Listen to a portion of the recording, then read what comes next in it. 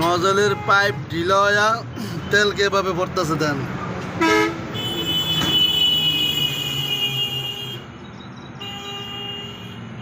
প্রচুর তেল ভরা পড়ছে।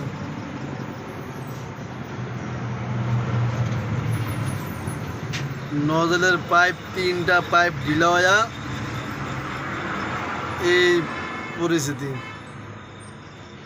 কারণ আমরা গাড়ি সাইড করে এই যে গাড়ির কাম কাজ করতেছি।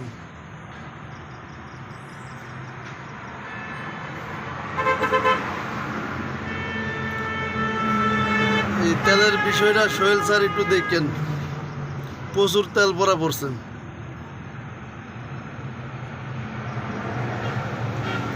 এই যে ফুটা ফুটা তেল ভরতেছে।